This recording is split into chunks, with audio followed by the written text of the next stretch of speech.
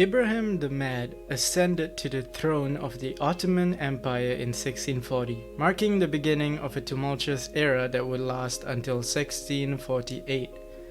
Now you might be wondering why history remembers him not as Sultan Ibrahim the Great or the Wise, but rather as the Mad. Ibrahim was not your typical sultan. While some rulers were revered for their wisdom and strategic prowess, Ibrahim's reign was marked by chaos, excess, and brutality. It's said that even his own mother feared him, and with good reason. But what exactly did Ibrahim do to earn such a chilling title? That, my friends, is what we are here to uncover.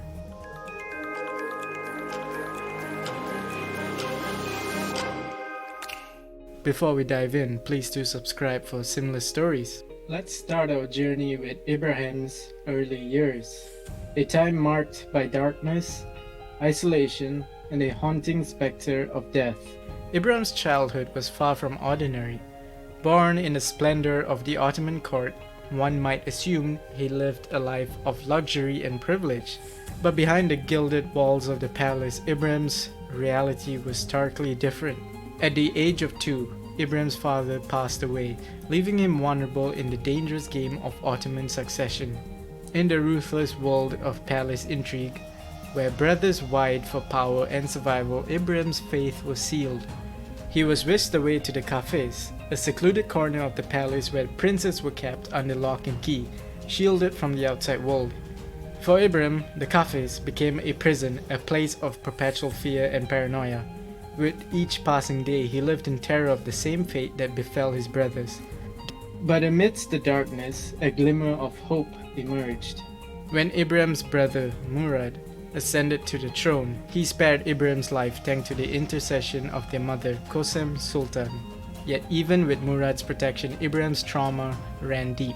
So when the fateful day arrived and the Grand Vizier came knocking on the door to proclaim him Sultan, Ibrahim's initial reaction was not one of joy but disbelief. He couldn't shake the nagging fear that it was all a ruse, a ploy to lure him out of hiding and into the waiting arms of his enemies. And so Ibrahim's journey from the shadows of the cafes to the throne of the Ottoman Empire began, a journey fraught with uncertainty, fear, and the ever-present specter of madness. As Ibrahim ascended to the throne of the Ottoman Empire, little did his subjects know that they were about to witness a reign marked by madness and cruelty. Ibrahim's rule was characterized by a relentless pursuit of pleasure and excess, a lifestyle that came at a staggering cost to the empire.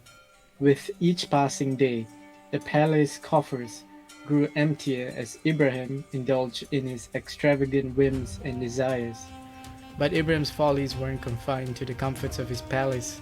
He plunged the empire into a senseless war with Venice, a costly endeavor that drained his precious resources and left the Ottoman coffers depleted.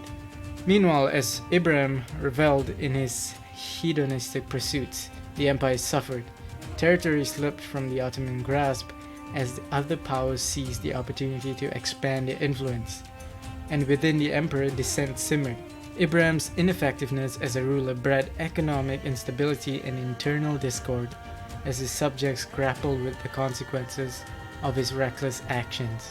But perhaps the most disturbing aspect of Ibrahim's reign was the darker side of his character, the personal perversions that consumed his every whim. Behind the gilded walls of his palace, Ibrahim indulged in unspeakable acts of depravity. He saw himself as a ruler entitled to anything his heart desired, regardless of the consequences. Rape, orgies, and the extravagant displays of wealth became the hallmarks of Ibrahim's reign. He viewed the virgins in his harem as objects to be conquered, lining them up in the palace gardens for his own twisted pleasure.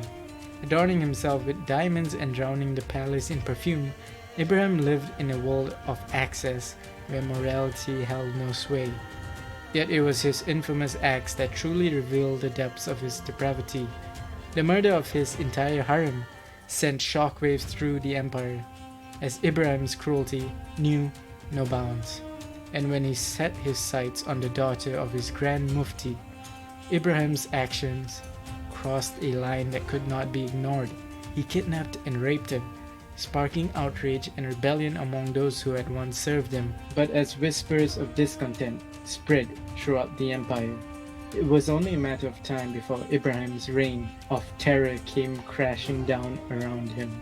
Civil, religious, and military authorities united in a rare display of solidarity, conspiring to overthrow the tyrant who had brought them so much suffering to their land. And so on that fateful day, Ibrahim met his end at the hands of those who had once served him, strangled to death in a final act of defiance against his reign of madness. In the end, Ibrahim's downfall served as a warning to future generations, a reminder of dangers of unchecked power and the horror that can arise when cruelty is allowed to go unchecked. Thanks for watching this episode of Asia Obscura. Please do subscribe for similar stories.